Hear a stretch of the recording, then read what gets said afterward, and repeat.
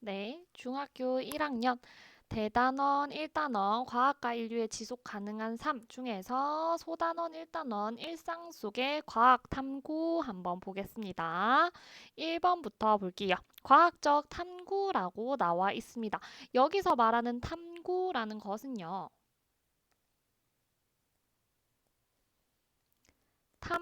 탐색하고 연구하는 것입니다. 탐색하고 연구하는 것인데 무엇을 위해서 탐색하고 연구하는 것인지 우리 과학적 탐구랑 같이 한번 읽어볼게요. 과학적 탐구라고 하는 것은 일상생활 속에서 발견되는 다양한 질문들을 해결하, 질문들을 해결하기 위한 방법을 과학적 탐구라고 합니다. 우리 일상생활을 살아가다 보면은 궁금한 것이 많이 생깁니다. 저 문은 왜 네모나게 만들어 놓았지? 저 의자의 다리는 왜 네 개일까? 혹은 내가 약을 먹으면 왜 아프다가도 괜찮아지지? 등등등 다양한 질문들이 생겨나게 되는데 이거를 해결하기 위해서 탐구하고 연구하는 것을 과학적 탐구라고 합니다. 그래서 과학적 탐구의 목적은요, 내가 일상생활을 하다가 발견하게 되는 질문들을 해결하는 것이요, 과학적 탐구의 목적이 되겠습니다. 같이 필기하면서 따라올게요. 질문들을 해결하기 위해서 과학적 탐구를 하고 과학적 탐구의 방법에는 총 두 가지가 있는데 첫 번째부터 보겠습니다. 자연 현상을 관찰하여 공통된 규칙을 찾아내는 것이 첫 번째 방법이고요. 이거는 우리 귀납법이라고 합니다. 귀납법의 포인트는요. 공통된 규칙을 찾아낸다는 것이에요. 예를 한번 들어볼게요. 선생님이 겨울 방학 때 철새를 보러 좀 다녔어요. 철새를 보러 다니니까 철새들이요. 하나같이요. 무리를 지어서 날 때 요런 모양을 하면서 날았습니다. 이 동그라미 하나하나가 철새거든요. 선생님이 철새들을 관찰을 하다 보니까 공통적으로 모든 철새가 V자 모양을 이루어서 떼지어 날더라라는 규칙을 찾아내게 된 거죠. 이런 게 대표적인 귀납법이라고 볼 수 있겠습니다. 두 번째 방법 한번 볼게요. 가설을 설정하고 실험으로 그것을 검증하여 해결하는 것이 두 번째 방법입니다. 근데 어려운 단어 많이 나오죠? 선생님, 가설이 무엇인가요? 가설이라고 하는 것은요. 쉽게 얘기해서 가짜, 설명이라는 것입니다. 가짜 설명에 대비되는 단어는 그럼 당연히 진짜 설명이 될 거고요. 여기서 얘기하는 진짜 설명은요. 과학에서 만들어진 법칙이나 이론이나 과학적 개념이나 원리 등등이 되겠습니다. 과학적으로 이미 밝혀진 법칙, 이론, 개념, 원리가 아니라 내가 일상생활을 살아가다가 질문, 물음표, 머릿속에 물음표가 띄워졌을 때 요거를 해결하기 위해서 잠깐 정해놓은 가짜 설명, 즉 과학적으로 밝혀지지 않은 잠시 정해놓은 질문에 대한 대답이 가짜 설명인 가설이 되는 것입니다. 이 가설을 설정하고요. 이거를 실험을 통해서 검증이라는 거는 검사하고 증명한다라는 뜻입니다. 이 가설이 진짜가 맞는지 실험을 통해서 검사하고 증명하여 해결하는 방법을 우리는 가설 연역법이라고 합니다. 귀납법의 키워드는요. 규칙을 찾아내는 거고요. 가설 연역법은 가설을 만들어서 이것을 검증하는 것이 키워드가 되겠습니다. 그리고 앞으로 배우게 될 과학적 탐구들은요, 대부분 가설 연역법의 방법을 따르고 있을 거예요. 가설 연역법이 많게 되겠습니다. 그럼 과학적 탐구의 순서는 어떻게 되는지 우리 플레밍의 페니실린 발견 실험을 통해서 한번 알아보도록 할게요. 그 전에 잠깐 플레밍에 대한 얘기를 해주면요. 플레밍은요, 19세기 과학자고요. 업적으로는 여기 나와 있는 페니실린을 발견했다라는 것입니다. 페니실린이 뭔지 잠깐 설명을 해주면요. 페니실린은요, 항생제입니다. 항생제는 우리 아파서 병원에 가게 되면은 약을 받을 때 보통 항생제를 받게 되는데, 우리가 아픈 이유는 우리 몸속에 외부의 세균이 침입해서 그런 거예요. 몸이 있죠. 원래 있으면 안 되는, 원래 몸에는 하트의 세균만 살고 있는데 있으면 안 되는 별표의 세균이 들어오게 됩니다. 그래서 몸이 이곳저곳이 아프게 되는데 이 별표를 죽이는 동그라미라는 항생제를 먹게 되면은 이 동그라미가 몸속으로 들어가서 별표를 죽이는 역할을 하고요. 이 동그라미가 바로 항생제입니다. 즉 항생제는요, 질병의 원인이 되는 세균을 죽이는 약을 얘기를 합니다. 그러면 플레밍이 페니실린을 어떻게 발견했는지 절차 한번 살펴보겠습니다. 플레밍은요, 원래 세균을 배양하고 있었어요. 세균을 배양하던 중에 접시에 배양을 하거든요. 세균은요. 배양하던 중에 접시에 곰팡이가 핀 거예요. 근데 곰팡이 주변을 잘 살펴보니까 그 곰팡이 주변에는 세균이 없었어요. 같이 볼게요. 접시 A와 접시 B에 파란색이 세균이에요. 세균을 배양하고 있었는데 어느 날 접시 B에만 곰팡이가 생긴 겁니다. 곰팡이를 주황색으로 표시를 할게요. 곰팡이가 생기자 접시 B에 배양하던 세균들이 죽은 겁니다. 그래서 플레밍은 이걸 보고 그냥 B 접시를 폐기 처분할 수도 있었는데 머릿속에 물음표를 띄우게 됩니다. 왜 곰팡이 주변에는 세균이 자라지 않았을까라고 머릿속에 물음표를 띄우게 되는데요. 이렇게 물음표를 띄우는 과정을 네 글자로 우리 문제인식이라고 합니다. 자, 물음표를 머릿속에 띄웠어요. 그러면 이거를 해결을 해야겠죠. 아까 전에 1번에서 쌤이 질문을 해결하기 위해서 잠시 가짜 설명을 설정해 둔다고 했습니다. 이게 두 번째 단계예요. 플레밍은요, 왜 곰팡이 주변에 세균이 자라지 않았지? 물음표를 띄우고 이에 대한 가짜 설명을 설정하게 됩니다.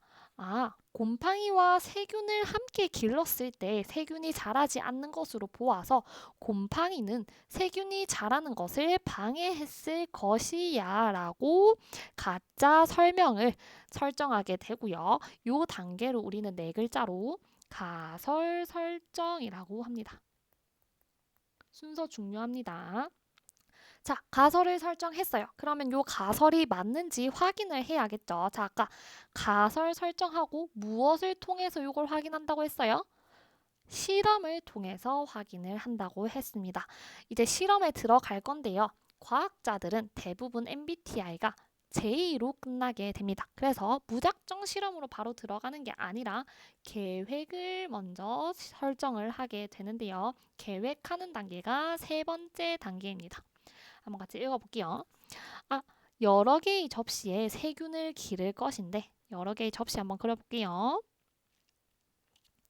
이렇게 2개, 3개,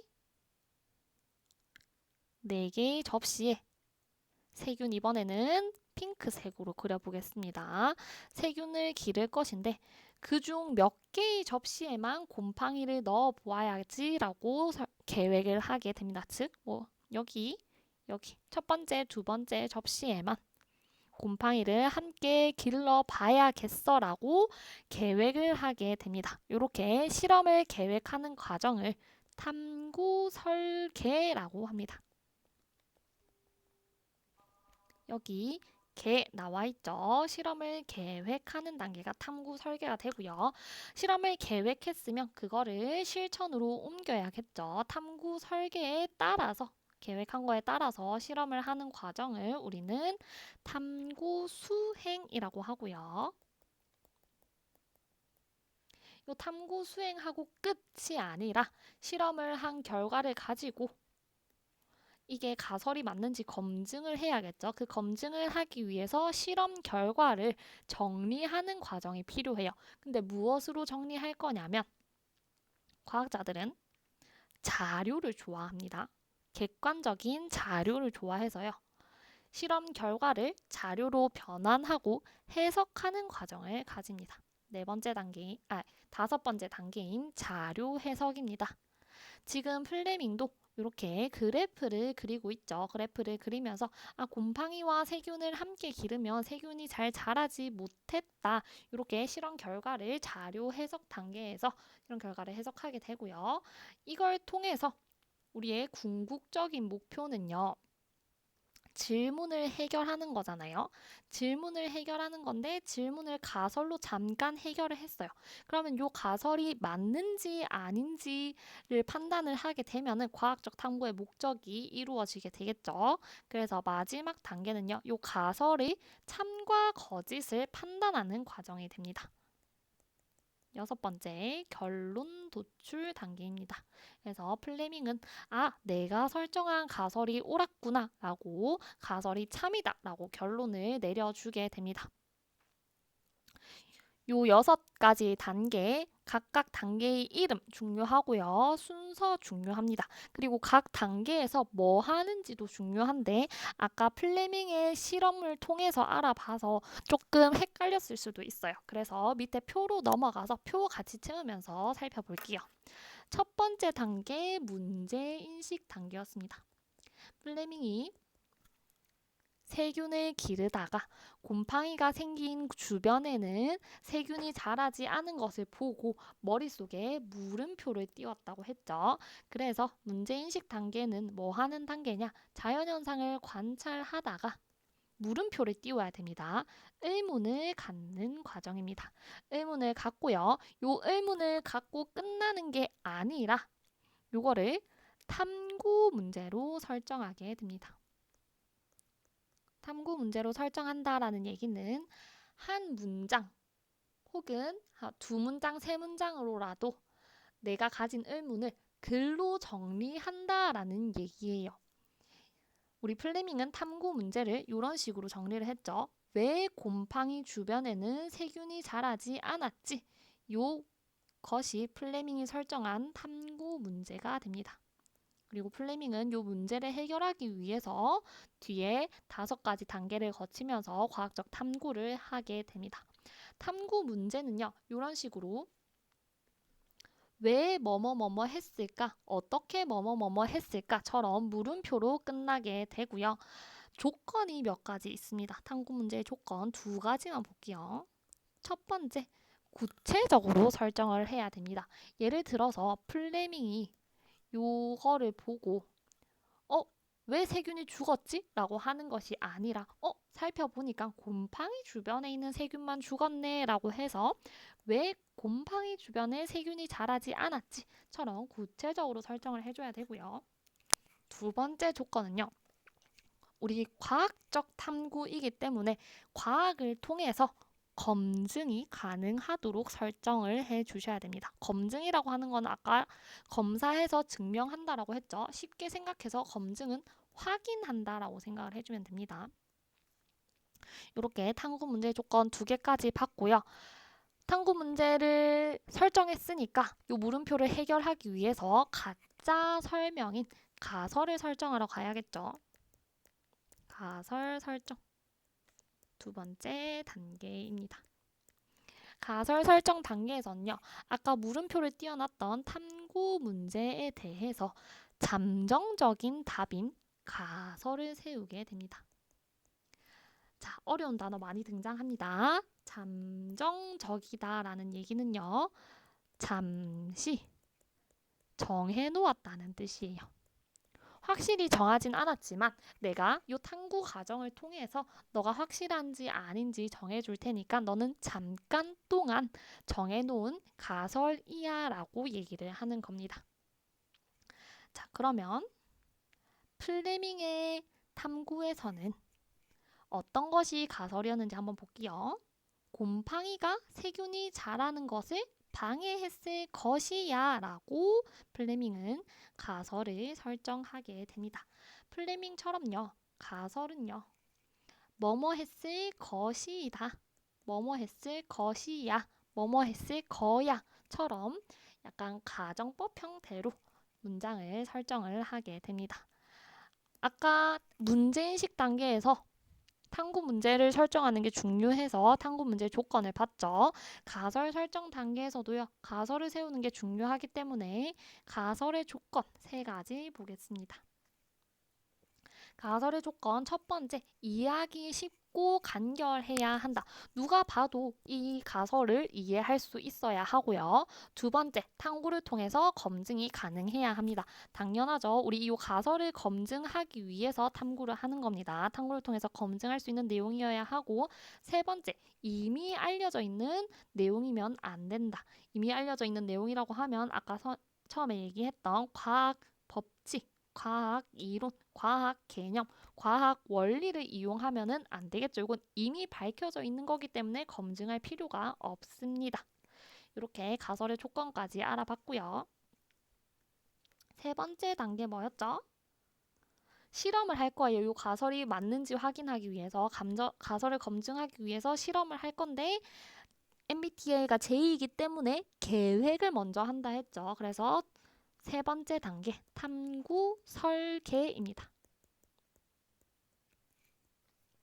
자, 탐구 설계 단계에서는요. 실험을 어떻게 할지, 탐구 순서는 어떻게 할지, 준비물은 무엇인지, 장소와 기간 무엇인지, 주의사항 무엇인지 설정하게 됩니다.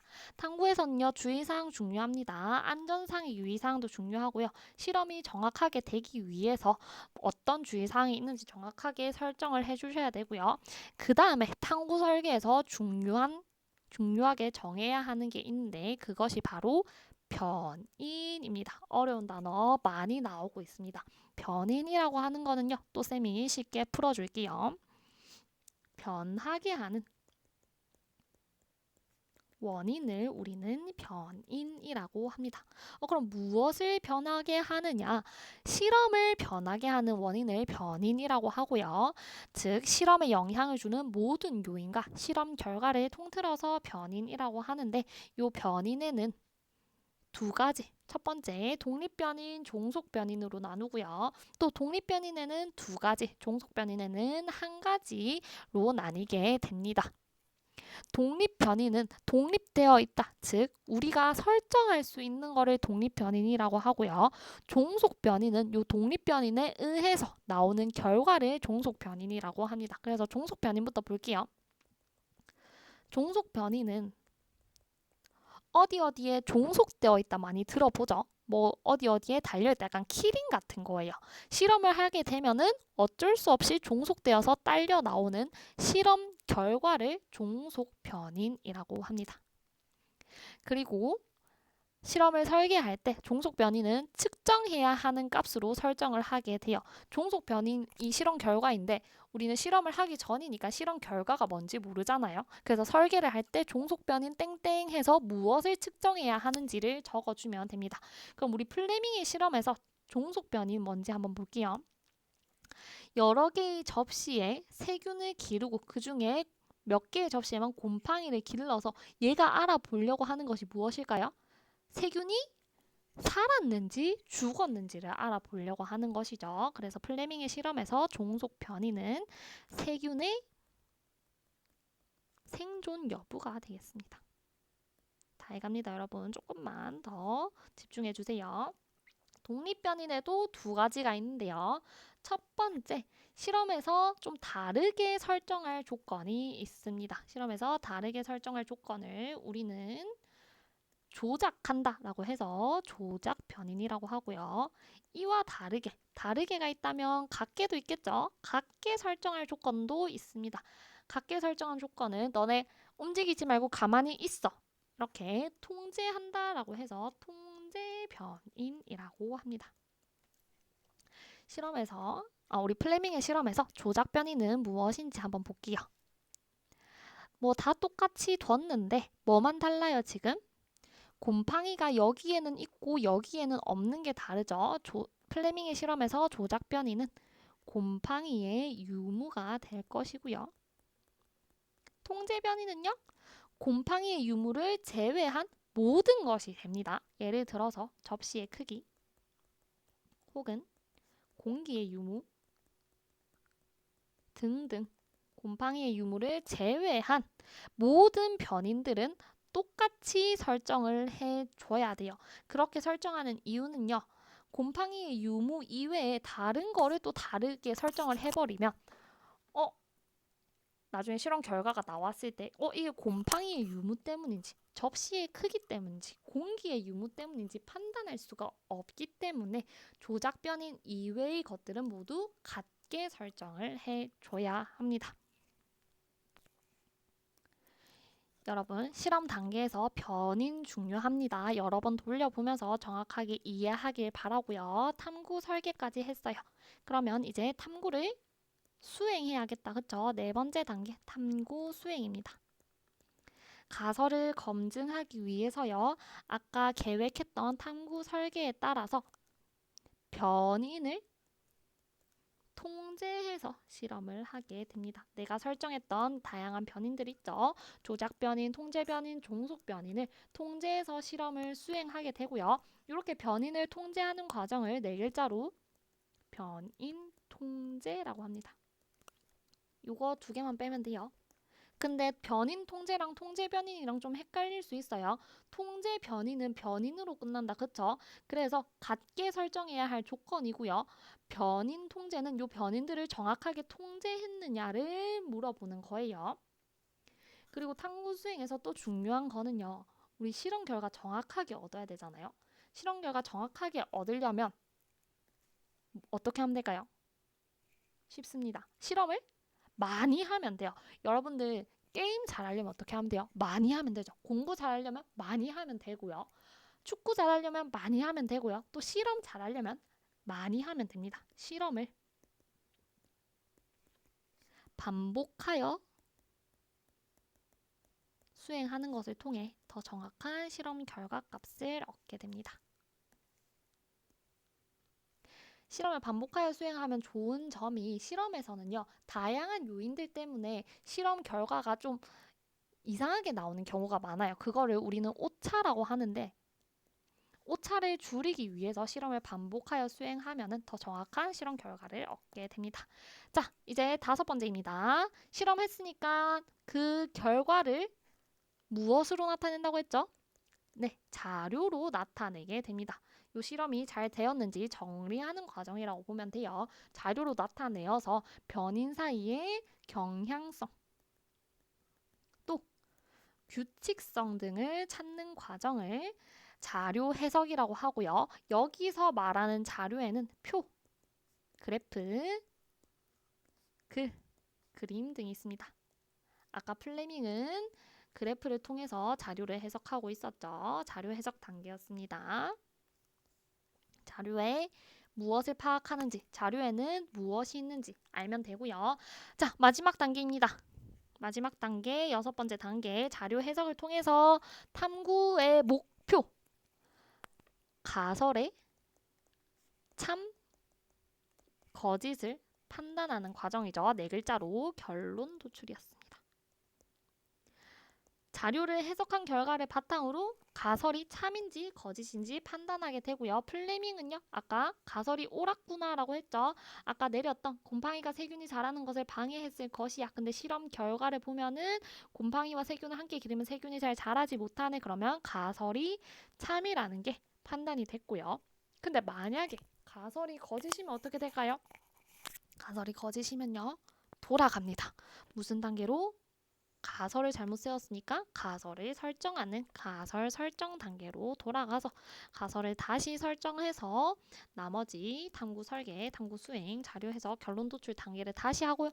또 실패하면 다시 계속 요거를 반복하면서 정확한 탐구 결과값을 얻게 됩니다. 고생했습니다. 소단원 1단원 일상 속 과학 탐구 끝입니다.